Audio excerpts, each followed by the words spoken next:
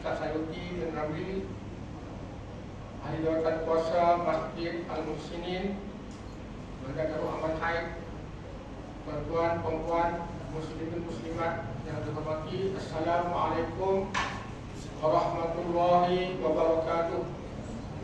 Alhamdulillah, kita panjatkan syukur pada Allah Subhanahu wa taala.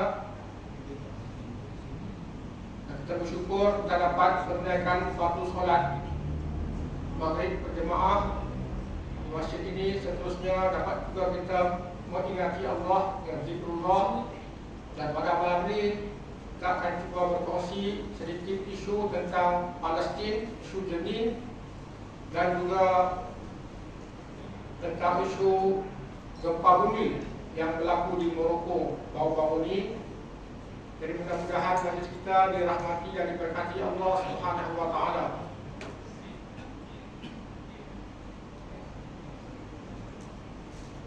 Tuan-tuan perempuan yang dihormati dan dimuliakan, isu Palestin ini dah lama, semenjak tahun 1948, semenjak negara haram Israel ditubuhkan oleh Pertubuhan Bangsa-Bangsa Bersatu. Kalau kita menghitung tahun, sudah 74 sehingga 75 tahun negara haram ini dibina, didirikan. Dan kita juga telah melihat pelbagai kezaliman yang berlaku semenjak wujudnya negara haram Israel ini. Fokus utama kita merupakan Masjid Al-Aqsa. Sebagaimana firman Allah Subhanahu wa taala dalam Al-Quran surah Al-Isra ayat pertama, yang seringkali kita akan mendengar ceramah Isra Mi'raj pada bulan Rajab, 27 Rajab setiap tahun, yaitu a'udzubillahi samiil 'alim minasyaitonir rajim. Subhanallazi asra bi 'abdihi lailan minal masjidil haram ilal masjidil aqsa alladzi barakna haulahu linuriyahu min ayatina innahu huwas samiul basir. Maha suci Allah yang telah memperjalankan hamba-Nya, yaitu baginda Nabi SAW, pada malam hari dari Masjidil Haram di Makkah Al-Mukarramah ke Masjid Al-Aqsa yang letaknya di Palestin, untuk memperlihatkan sebahagian tanda-tanda kebesaran Allah Subhanahu wa taala. Dan diberkati di sekitarnya, sesungguhnya Allah Maha mendengar, lagi menyaksikan, lagi Maha melihat. Dari ayat ini merupakan ayat yang merupakan baginda telah dibawa dari Masjidil Haram, yaitu peristiwa yang berlaku di Taif. Baginda begitu merasa sangat sedih semasa dakwahnya ditolak oleh penduduk Taif. Jadi Allah mengubat baginda Nabi SAW dengan bawanya ke Palestin, seterusnya dimi'rajkan ke Sidratul Muntaha untuk mendapat solat fardu 5 kali sehari. Seterusnya bila Nabi pulang semula ke Makkah, maka bermulanya Jibril turun untuk ajak solat Zuhur. Kemudian diteruskan dengan solat Asar, Maghrib, Isya dan subuh hari yang berikutnya. Dan inilah dia kiblat pertama umat Islam. Kiblat pertama umat Islam semasa Nabi berada di Makkah Al-Mukarramah, dan Nabi menghadap Kaabah dan juga menghadap penjuru Syam, yaitu Masjid Al-Aqsa. Dan bila berlakunya peristiwa Isra Mi'raj, inilah yang merupakan di antara kejayaan-kejayaan baginda Nabi SAW, yaitu perjanjian Aqabah, datangnya penduduk Ansar, kemudian berlakunya peristiwa hijrah. Bila berlakunya peristiwa hijrah bersama dengan Abu Bakar As-Siddiq radhiyallahu anhu, kemudian berlakunya peristiwa perang Badar yang kita dapat saksikan bagaimana para sahabat yang jumlahnya 3 orang dapat kemenangan yang cukup besar. Kemudian pengajaran daripada perang Uhud, yang mana bila mereka ingkar perintah baginda Nabi SAW, ada satu pengajaran yang pahit sehingga Nabi pun cedera. Jadi ada sahabat yang bertanya, apakah peristiwa yang lebih menyakitkan Nabi waktu perang berlakunya perang Uhud? Nabi kata peristiwa Taif. Kemudian berlakunya perang Khandaq, satu perang yang boleh dikatakan yang amat luar biasa sekali. Bagaimana peperangan itu berlaku, yang Nabi telah mendapat pandangan daripada Salman Al-Farisi radhiyallahu anhu menggali parit, iaitu menghalang tentera-tentera bersekutu seramai lebih dari 10,000 orang. Kemudian kita dapati berlakunya peristiwa-peristiwa, iaitu Nabi telah bermimpi menunaikan umrah di Makkah, iaitu selepas berlakunya perjanjian Hudaybiyah.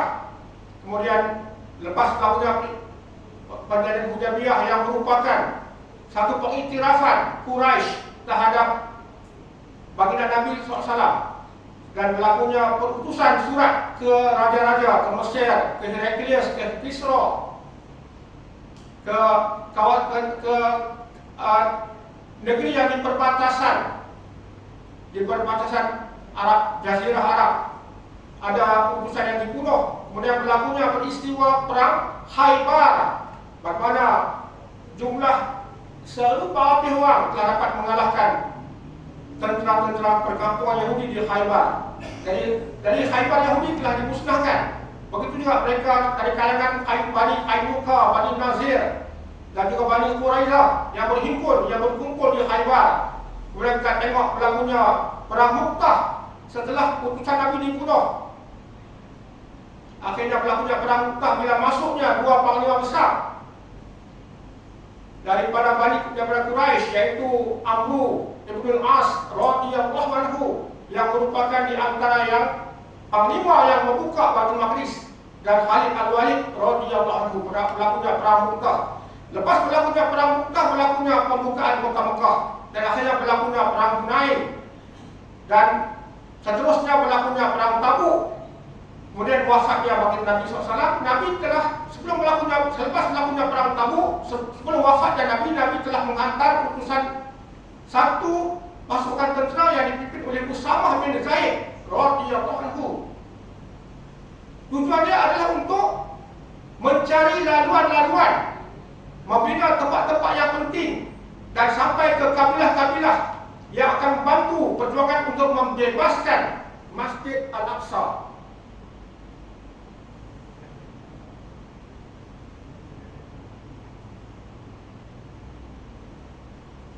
Baik.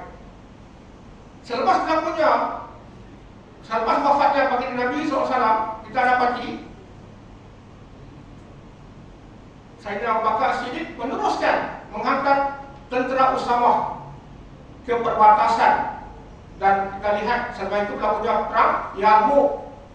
Jadi kita tengok peristiwa perang-perang yang penting ini, perjanjian Hudaybiyah, perang Mu'tah, kemudian pembukaan kota Mekah, perang Hunain, perang Tabuk, perang Yarmouk. Untuk apa tuan-tuan? Untuk membebaskan Masjid Al-Aqsa yang dirintis oleh baginda Nabi SAW. Coba tengok ayat Quran, surah Maryam, surah Yusuf, kemudian bagaimana Nabi Daud alaihissalam, kerajaan Bani Sulaiman. Jadi semuanya itu merupakan pusat dari Baitul Maqdis. Sebahagian besar daripada surah Al-Quran merupakan Baitul Maqdis. Jadi ini merupakan di antara rentetan peristiwa yang penting. Kedudukan kita pada hari ini sama seperti pada baginda Nabi SAW, yaitu Masjid Al-Aqsa dalam tawanan, dalam cengkaman. Begitu juga kita lihat yang membebaskannya merupakan Panglima Amr bin As di bawah kepimpinan Umar Al-Khattab radhiyallahu anhu, yang merupakan kiblat pertama Islam. Di antara saranan baginda Nabi SAW, la tushaddu rihal illa ila salasati masajid al-Masjidil Haram wal Masjidil Aqsa. Nabi kata tidak payah bersusah payah, melainkan ke arah 3 buah masjid sahaja, yaitu Masjid Haram yang terletaknya di Makkah, dan Masjid Nabawi, dan seterusnya Masjid Aqsa. 3 masjid yang penting. Tapi pada hari ini kita dapati masjid dalam cengkaman dah 75 tahun. Apa yang dikenakan? Kita teruskan. Jadi kira boleh dikatakan perjuangan yang panjang lah. Kalau kita tengok perjuangan Salahuddin Al-Ayyubi, apakah tarikh Masjid Al-Aqsa dicengkam oleh oleh tentera salib 1099. Tuan-tuan buku 1099. Bilakah ia jadi bebas oleh Salahuddin? 1187 dalam perang Hittin. Berapa tahun? 88 tahun. Selepas 39 tahun, selepas 40 tahun, 1139 baru Salahuddin lahir. Baru lahir Salahuddin Al-Ayyubi semasa dicengkam oleh tentera-tentera salib. Semasa umur dia 48 tahun, 1187 baru Masjid Al-Aqsa dapat dibebaskan. Sama juga sekarang yang tuan-tuan ni. 1948 negara haram Israel dibina. Bilakah munculnya Hamas? 1987. Selepas berapa tahun? 1948. 39 tahun juga. Pada sejarah itu berulang balik. Sejarah itu berulang balik. Jadi bagi Syekh Ahmad Yasin, dia menyatakan bilakah masjid ini akan dibebaskan. Jadi ini merupakan apa yang disebutkan. Saya pun dengan izin Allah telah pergi ke Palestin 2 kali.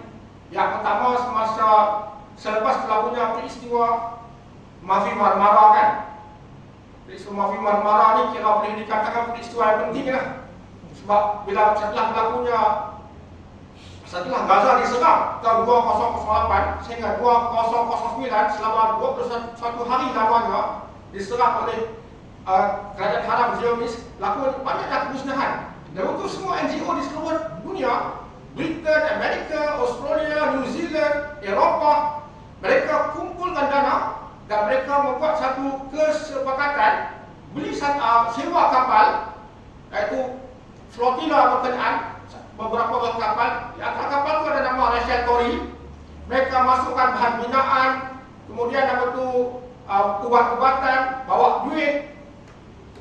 Mereka pun berada dalam kapal. Kapal tu tujuannya untuk sampai ke Gaza. Saya cuba tengok sekali. Bismillah. Alhamdulillah. Boleh tak? Okey. Jadi kan, saya sambung lagi lah.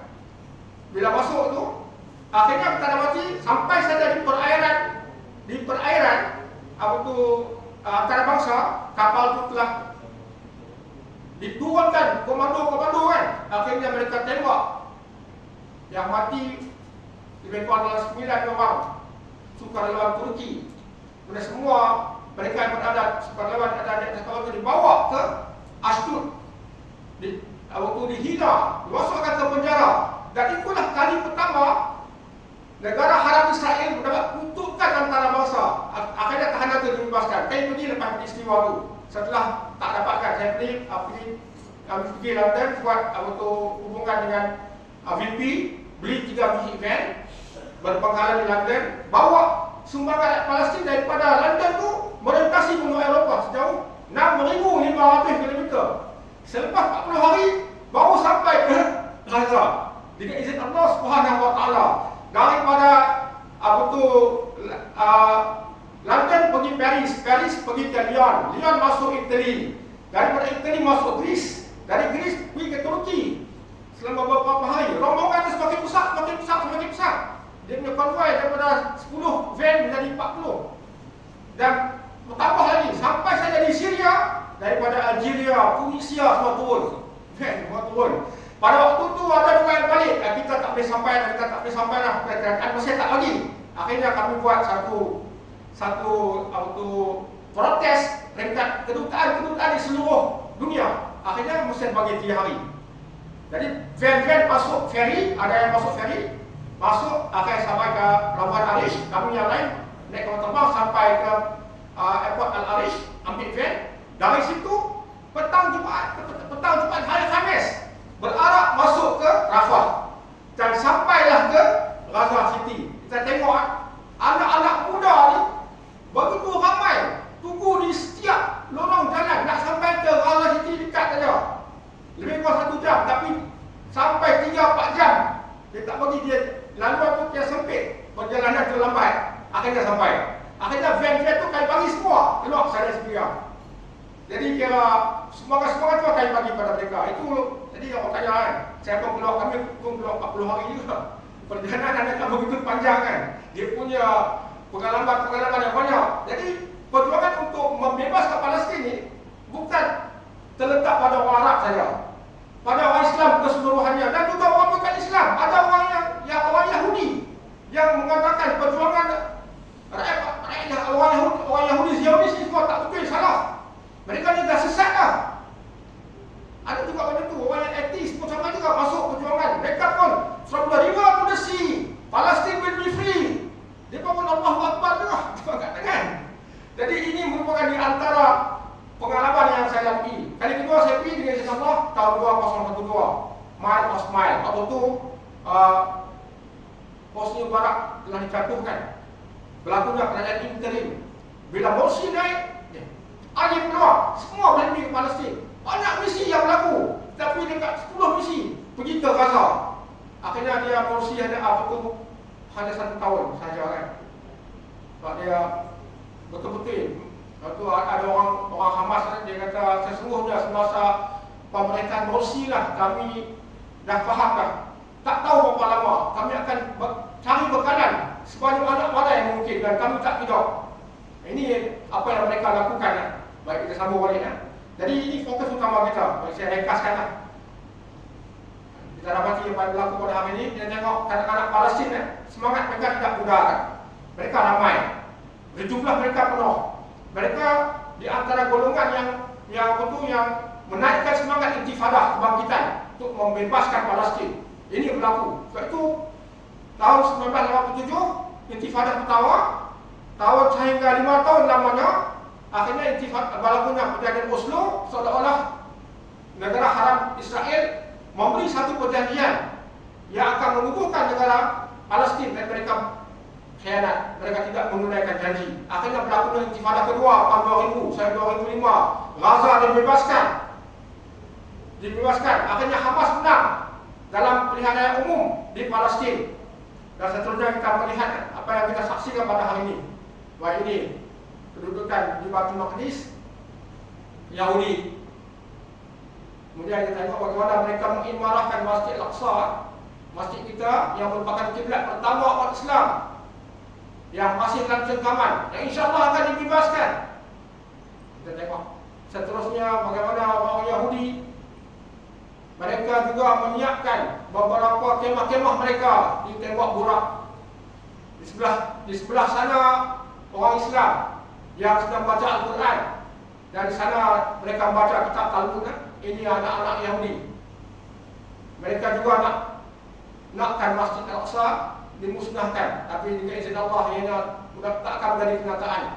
Maka saya ringkaskan, ini merupakan kedudukan pelarian Palestin yang jumlahnya berada di luar Palestin lebih dari 6 juta orang.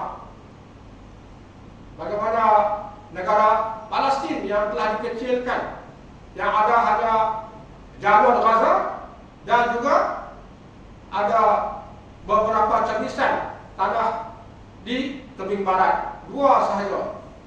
Ini kita tengok settlement. Mereka cuba meruntuhkan, merobohkan. Mereka membuat tembok pemisah yang begitu tinggi, sehingga akan ada 2 bentuk pemerintahan. Yang pertama pemerintahan PA yang begitu daif, dan pemerintahan mereka yang penuh dengan kemewahan. Walaupun ini merupakan di antara ujian yang besar yang telah dilalui.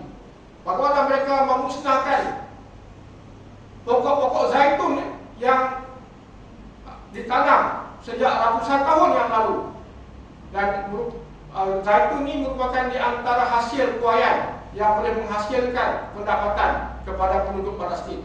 Jadi ini di antara kezaliman yang berterusan. Seterusnya kita tengok tanah diambil, rumah-rumah dirobohkan. Ini di antara perkara yang berlaku.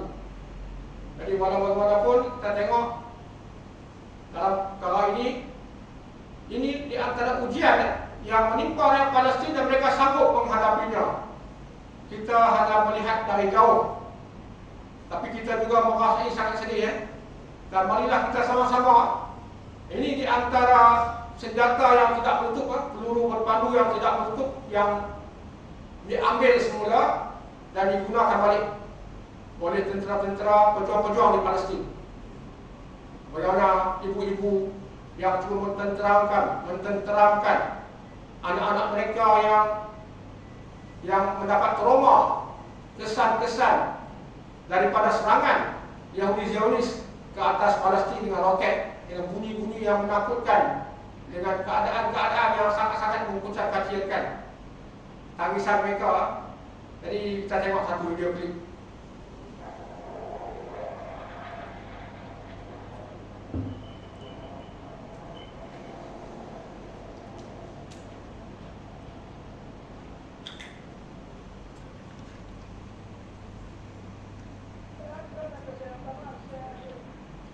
Yang ni kan Dr. Ziad Syihada di antara pengurus besar MyCare di Gaza. Dia pakai lambang MyCare.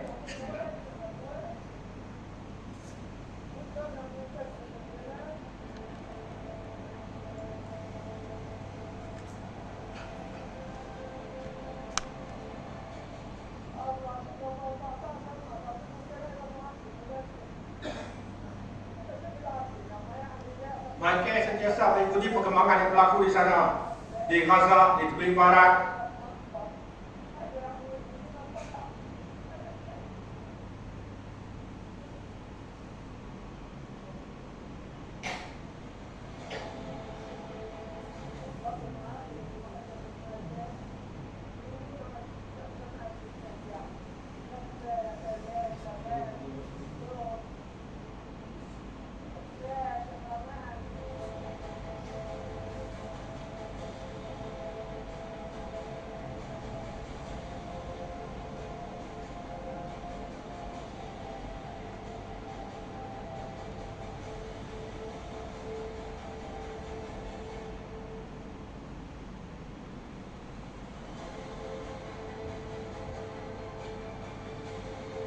Dr. Ziad Syihada ni di antara orang yang datang ke Malaysia tahun sudah dalam satu misi MRT, Malaysian Road Tour.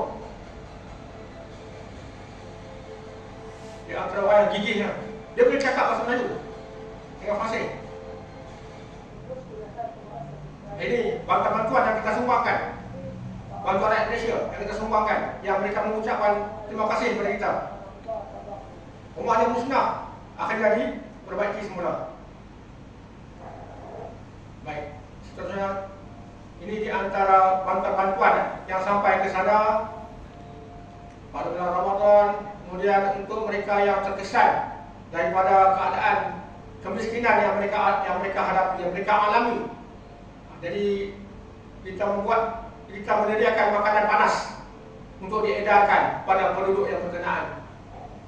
Tuan-tuan apa boleh tengok dan boleh saksikan kan?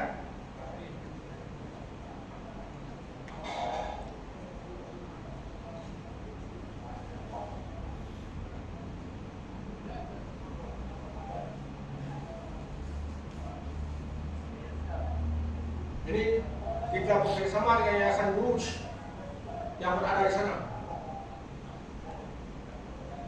Ya, mudah-mudahan setiap sumbangan akan memberikan nilai kepada kita esok di hari akhirat kelak, insya-Allah.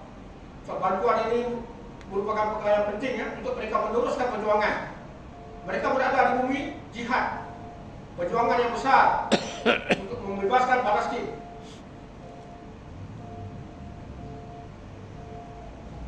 Sebahagian daripada sumbangan rakyat Malaysia yang kita gunakan untuk memberikan keringanan pada mereka, iaitu menyediakan makanan panas yang dimasak.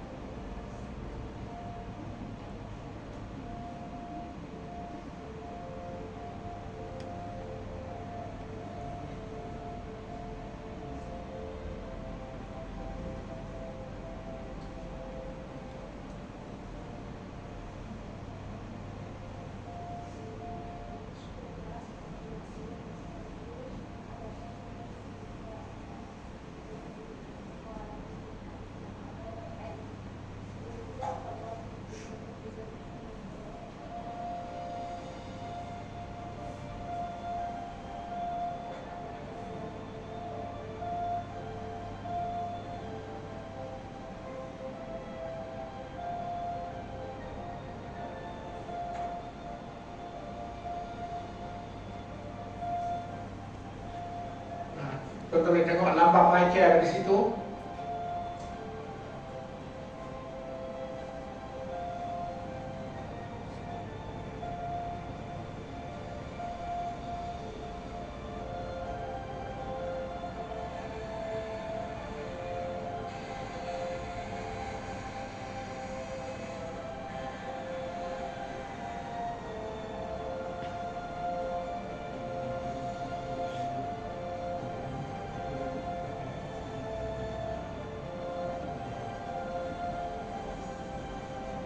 Ini camp pelarian Nusairat.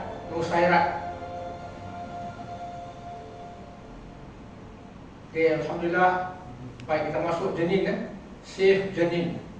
Jenin ni di antara wilayah yang berada di tepi barat, di kawasan utara atas daripada Baitul Maqdis. Ini dia Jenin. Ini gambar ni kalau kita Google peta Palestin, dia tak keluar Palestina, dia keluar Israel. Jadi saya padam bahawa Palestin buat kaya. Jadi kita tak akan dapat pasal dah termaktub dah Palestin mereka hilangkan. Kemudian kalau kita siarkan dalam Facebook tentang Palestin pun, Facebook tak akan benarkan. Dia akan delete juga. Jadi kita tengok Jenin berada di sini. Ini merupakan tepi barat kan? Ini Al-Khalil, Hebron. Ada siapa yang pernah pergi ke Masjid Al-Aqsa? Mesti dah pernah pergi kan? Boleh berziarah ni Khalil, ni Baitul Maqdis, Ramallah, Nablus dan Jenin. Isu yang sekarang kita cuba bangkitkan merupakan Jenin. Tapi fatwa Profesor Dr. Yusuf Padawi dia kata kalau boleh bukan Arab tak payah pergi ziarah Masjid Al-Aqsa. Itu fatwa yang dikeluarkan. Tujuannya adalah orang-orang Yahudi Zionis, kerajaan harap itu akan dapat wang daripada spiritual tourism. 10 bilion dia dapat setahun. Orang kita pakat menziarahkan. Tentera Yahudi yang akan bawa jamaah ziarah itu ke Masjid Al-Aqsa. Tentera itu juga yang melakukan kekejaman ke atas rakyat Palestin yang berada di sana yang berjuang. Jadi dia hanya khaskan fatwa itu untuk orang bukan Arab. Tak payah pergi kata. Bila masjid itu dilepaskan bawa pergi. Baik, seterusnya ini Jenin Refugee Camp story, serangan ke atas Jenin. Ini merupakan kebangkitan baru. Sebab kalau kita tengok sejarah di Gaza dibebaskan tahun 2005. Dibebaskan. Sebab tentera-tentera Yahudi, mereka tak berani masuk Gaza. Kalau mereka pergi Gaza, mereka merupakan mati. Kubur mereka di Gaza. Dan akhirnya kesan daripada intifadah yang pertama munculnya Hamas. Kesan daripada intifadah yang kedua, Gaza dibebaskan.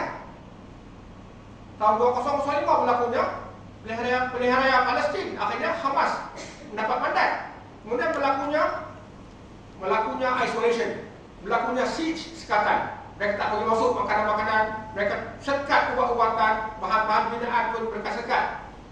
Dan akhirnya mereka tujuannya adalah supaya penduduk di Gaza itu akan berlakunya kebangkitan lawan Hamas balik. Tak berlaku seperti mana mereka kehendaki. Penduduk Gaza semakin kuat. Dan akhirnya mereka tetap menyokong perjuangan untuk membebaskan Palestin. Akhirnya berlaku serangan. Di akhir tahun 2008 hingga 2009, 21 hari serangan. Waktu serangannya minggu pertama memang sebahagian daripada rumah-rumah musnah, sekolah-sekolah, hospital pun juga mereka cuba musnahkan sebahagian daripadanya. Tapi minggu kedua Hamas baru lancarkan peluru berpandu. Berterusan, mereka pun terkejut. Hamas dah berjaya melancarkan peluru berpandunya. Masuk minggu ketiga, Israel minta berdamai. Masa mereka tak tahan. Mereka tidak tahan dengan peluncuran peluru berpandu, dan mereka cuba hendak mengadakan serangan tentera darat. Akhirnya mereka gagal juga. Dan lepas itulah berlakunya satu keadaan yang mana misi bantuan itu cuba hendak menyampaikan bantuan ke Gaza tahun 2010. Berlakunya land convoy.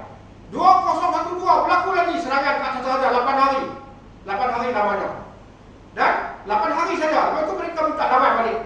Dan peperangan yang paling panjang 2014. 2014 ini 51 hari berbulan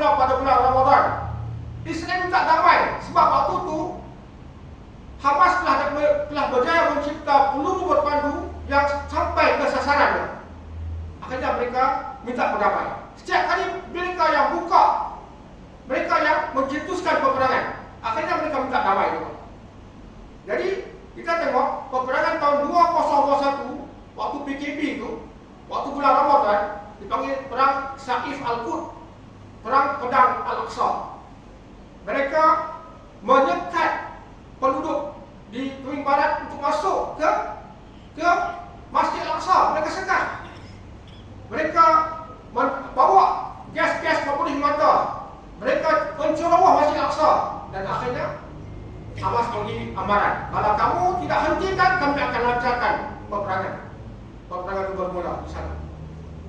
Peperangan pedang Al-Quds tahun 2021. Dan inilah dia Jenin refugee camp. Kita tengok berlakunya peristiwa di Jenin.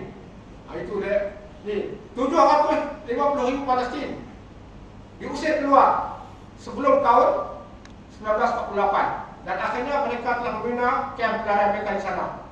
Ini tempat inilah yang merupakan bagaimana Izzuddin Al-Qassam melancarkan revolusi Palestin tahun 1935. Tengok, ini adalah Izzuddin Al-Qassam. Jenin pernah menjadi medan pertempuran antara penjajah British dengan Syahid Syekh Izzuddin Al-Qassam pada November 1935. Revolusi yang paling besar berlaku, tuan-tuan dan puan-puan. Sehingga kan British pada waktu itu mengisytiharkan, mengeluarkan kertas putih, kami akan menyekat pendatang-pendatang Yahudi dari Eropah untuk masuk ke Palestin, dan kami akan pastikan dibina satu negara Palestin yang sah. Akhirnya mereka mungkin jadi tercetusnya Perang Dunia Kedua. Ini itu Hamas yang menubuhkan Brigade Al-Qassam, mengingati Izzuddin Al-Qassam, Syahid Izzuddin Al-Qassam rahimahullah. Baik. Jadi pernah menjadi medan pertempuran dan penjajah Zionis dengan tentera Iraq ketika Perang Arab Israel 1948. Tentera Iraq berjaya mempertahankan Jenin daripada dirampas oleh tentera Zionis. Jenin hanya jatuh ke tangan Zionis ketika Perang Arab Israel 1967 sahaja. Selepas 20 tahun kemudian 1987 berlakunya Intifadah yang pertama. Maka selepas berapa tahun tuan-tuan? Daripada 1948, 39 tahun baru lahir perjuangan yang sebenarnya atas dasar perjuangan Islam yang sah untuk membebaskan Palestin. Ini tahun 1987. Jenin pernah menjadi medan pertempuran antara penjajah Zionis dengan pejuang Palestin pada April 2002 ketika Intifadah kedua lebih 20 tahun yang lalu. Lebih 50 rakyat Palestin terkorban dan 140 rumah musnah dalam serangan tersebut. The destruction is horrific beyond belief, kata utusan khas PBB Terji Rod Larsen. Itu ada pembantaian yang begitu dahsyat berlaku di Jenin pada waktu itu. Dan mereka tidak duduk diam, mereka bangkit. Ini the original camp was destroyed by a violent snowstorm, but rebuilt and formally established in 1953. Ini Intifadah kebangkitan tahun 1987. Dan tentera-tentera Yahudi ini telah menceroboh, mengganas ke kamp Jenin ini berterusan tahun 1993 dan sehingga kini. Coba kita tengok 4 hotel rumah musnah dan ramai yang cedera parah dan ada juga yang syahid.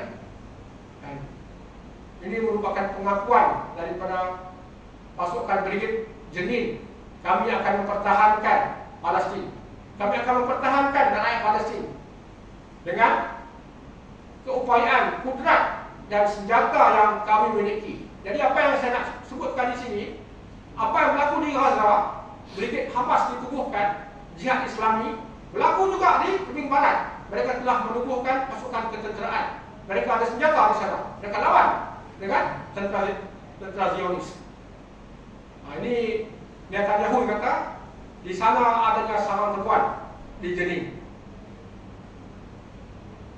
Dan akhirnya kita tengok wartawan Al Jazeera yaitu dibunuh di Jenin tahun 2022. Apa nama dia? Ini Shirin Abu Akleh dibunuh, was shot in the head while covering an Israeli raid on a Palestinian refugee camp. Dan akhirnya kita juga melihatnya. Dia kata mereka akan cuba hapuskan kebangkitan baru di Jenin, tapi mereka boleh merancang.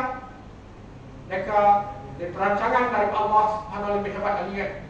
Jadi kita melihat kekuatan untuk Jenin dengan pemuda-pemuda yang tahan masa dengan ilmu yang mereka miliki, maka mereka telah bergabung untuk mempertahankan tanah air mereka untuk Palestin. Kebangkitan baru Jenin bermula selepas perang Saif Al-Quds 2021. Pemuda-pemuda Palestin di Jenin menemukan kata Jenin Brigade yang menggabungkan kekuatan pemuda jihad Islami, Hamas, Fatah dan lain-lain.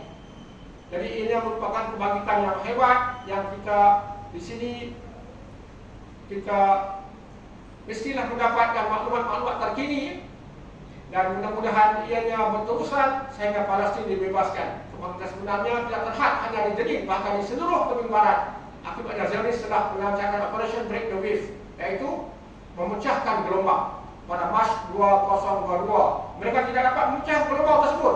Ia merupakan satu kebangkitan yang daripada pemuda-pemuda, daripada keyakinan mereka kepada Allah Subhanahu wa taala, keyakinan mereka kepada Rasulullah SAW dan keyakinan pada hari akhirat. Maka ianya akan berterusan. Dan setakat 24 jam, serangan 10 orang rakyat Palestin dilaporkan telah terkorban, lebih 100 dari cedera. Menurut Datuk Bandar Jenin ini dikuasai oleh PA lah, Palestine Authority, Mahmud Abbas ketuanya. Dan mereka sudah menghadapi sokongan yang sedang merosot dari masa ke semasa. Dan mereka tidak mahu melakukan pelihara umum. Kalau berlakunya PLU, kalah. Ini mereka yang syahid kan. A'udzubillahi samiil alim syaitanir rajim. Ini. Dan janganlah kamu mengatakan musliman terbunuh dalam perjuangan membela agama Allah itu orang-orang mati, maka mereka itu orang-orang yang hidup yang istimewa. Kamu tidak dapat menghindarinya. Wajah-wajah yang syahid. Wala taqulu liman yuqtalu fi sabilillahi amwat bal ahya'u walakin la tash'urun. Mereka tetap hidup di sisi Allah Subhanahu wa taala. Dan seterusnya, jadi marilah sama-sama kita bantu dengan doa kita, dengan sumbangan infak kita, setakat mana yang kita mampu. Kita boleh beri bantuan. Mudah-mudahan kami daripada Maike telah menetapkan untuk memberi bantuan sebanyak USD 25,000, lebih kurang 100,000, RM 100,000 juga.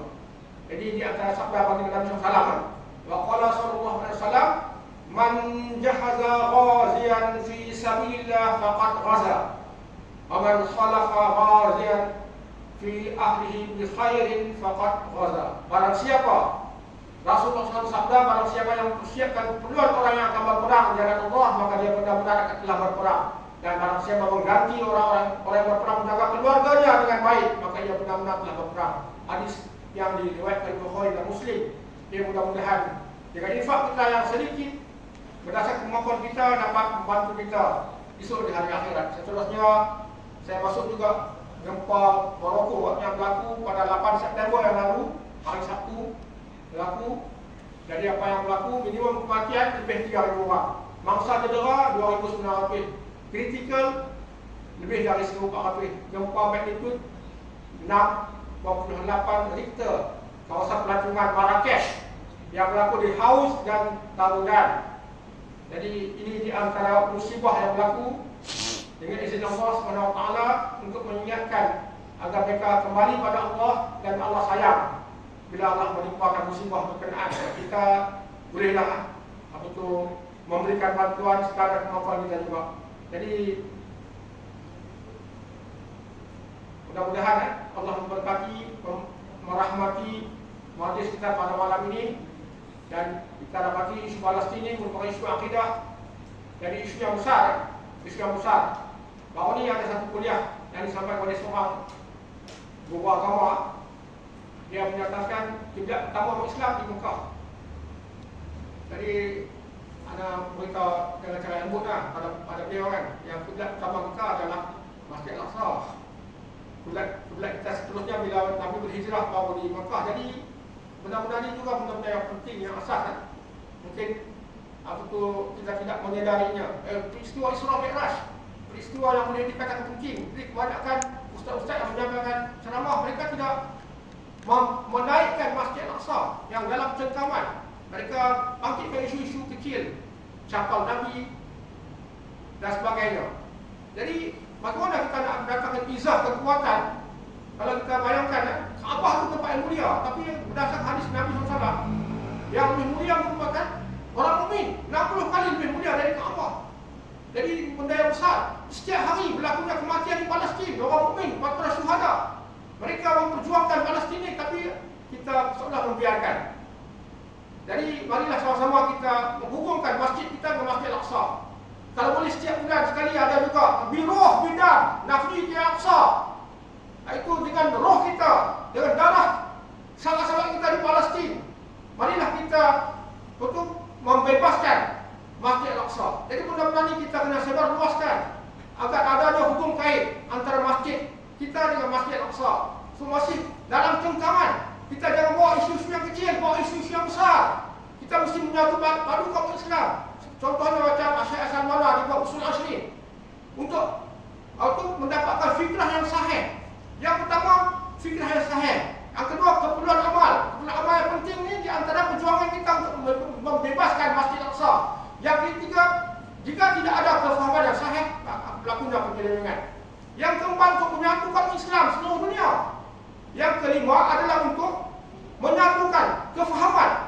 Dan di sana ada barisan bid'ah, iaitu benda-benda yang boleh dikatakan picisan-picisan, benda-benda ni, benda-benda yang tidak penting, dia tidak membawa satu kekuatan dalaman, roh kekuatan untuk kita bebaskan Masjid Al-Aqsa yang merupakan di antara perjuangan yang telah dirintis oleh baginda Nabi SAW, akhirnya dibebaskan oleh Umar, dibebaskan oleh Salahuddin Al-Ayyubi rahimahullah, dan sekarang tugas kita sebagai umat Islam di seluruh dunia, di Malaysia terutamanya, di Kedah, dan juga marilah kita bersatu untuk kita dapat menghayati perjuangan ini seperti mana yang telah dicetus oleh Syekh Ahmad Yasin rahimahullah. Saya pun ada di rumah Syekh Ahmad Yasin semasa lawatan saya. Dengan izin Allah, kali kedua saya masuk ke rumah dia, tengok cucu-cucu dia bertemu dengan anak lelaki dia Abdul Ghani. Saya melihat di sana ada gambar 3 masjid, Masjid Al-Aqsa, Masjid Nabawi, Masjidil Haram. Bagaimana dia dengan bersungguh-sungguh memperjuangkan untuk membebaskan Palestin, membangkitkan kesedaran pemuda-pemuda di sana. Jadi mudah-mudahan kita mendapat iktibar. Jadi anda ucap terima kasih kepada Ustaz Sayuti Ramli memberikan peluang untuk anda berkongsi maklumat. Dari marilah kita tutup majlis dengan membaca tasbih kafarat surah Al-Asr. Subhanakallah wa bihamdika asyhadu an la ilaha illa anta astaghfiruka wa atubu ilaik. Subhanakallah wa bihamdika asyhadu an la ilaha illa anta astaghfiruka wa atubu ilaik. Subhanakallah wa bihamdika asyhadu an la ilaha illa anta astaghfiruka wa atubu ilaik. A'udzu billahi as-sami'il 'alim syaitanir rajim. Wal 'ashr innal insana lafi khusr illa allazina amanu wa 'amilus shalihati wa tawassaw bil haqq wa tawassaw bis sabr. Terima kasih dan ucap untuk minta maaf kalau ada yang berlaku kekurangan. Assalamualaikum warahmatullahi wabarakatuh.